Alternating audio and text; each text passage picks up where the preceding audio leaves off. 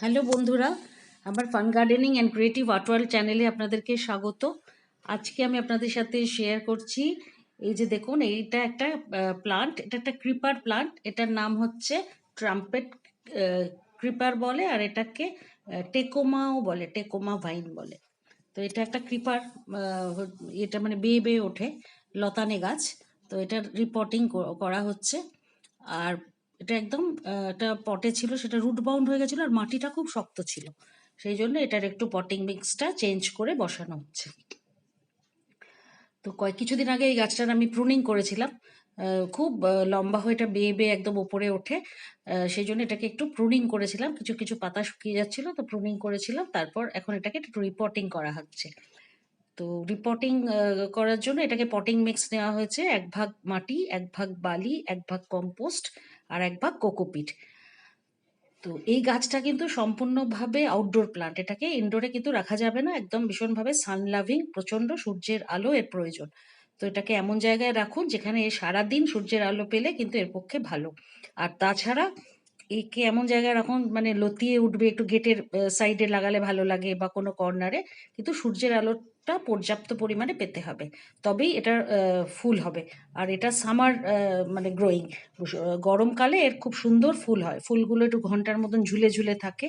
তো সেই জন্য এটা উপরে বেয়ে উঠলে ফুলগুলো একটু নিচের দিকে ঝুলে থাকলে খুব সুন্দর লাগে। তো আমার গাছটা অনেক বড় হয়েছিল, কিন্তু আমার কিছুদিন কাটিং করেছি, কেন কি গরমকালে আবার ফুল হবে সেই জন্য। তো যেগুলো এক্সট্রা রুট ছিল সেগুলো কেটে ফেলে দেওয়া হলো, বাদ বাকি রুটটাকে এখানে রাখা হয়েছে। আর রুটগুলো খুব মোটা মোটা হয়, যার জন্য আমি আলাদা রেখেছি, একটা ছোট পটে লাগিয়ে আমি দেখবো ওখান থেকে আরো গাছ বেরোয় কিনা। তো রুটগুলো ফেলবো না। তো যাই হোক, এই হলো এর মানে আলো পর্যাপ্ত পরিমাণে চাই, তারপরে ওর মাটিটা ওয়েল ড্রেন চাই, কিন্তু মাটিটা কিন্তু একটু মানে ময়েশ্চার থাকতে হবে, মানে মাটিটা একটু ময়েস্ট মাটি চাই। তো আমার মাটিটা খুব ড্রাই ছিল, সেই কারণে রিপোর্টিং আগের মাটিতে আমার কোকোপিট ছিল না। তো আজকে একটু কোকোপিট পিষিয়ে করা হচ্ছে, যার জন্যে একে কিন্তু জলটা গরমকালে এর প্রচণ্ড পরিমাণে লাগে, প্রতিদিন জল দিতে হতো, তবে কোকোপিট মেশানোর কারণে একদিন অন্তর একদিন জল দিলে মনে হয় হবে। আর বর্ষাকালে তো এমনি নর্মালি জল পেয়ে যায়, আর শীতকালে একটু জলটা বুঝে দেবেন, মানে শীতকালে 1 দিন 2 দিন ছাড়া জল দিলেও চলবে, সেটা একটু বুঝে জল দিতে হবে, তবে এই গাছটা কিন্তু জল যথেষ্ট প্রয়োজন হয়। তারপরে হলো এর ইনফেস্টেশন, এর কিন্তু ইনফেস্টেশনের প্রবলেম খুব একটা হয় না, পোকার অ্যাটাক হয় না, আমার তো হয়নি এখনো পর্যন্ত। আর ফার্টিলাইজার যেরকম বছরে 2 বার সব গাছকে দেওয়া হয়, একেও দিলে ভালো হয়। তো রিপোর্টিং হয়ে গেল আজকে মোটামুটি, তো আপনাদের সাথে শেয়ার করলাম। ফুল হলে আমি আবার আপডেট দিতে থাকবো।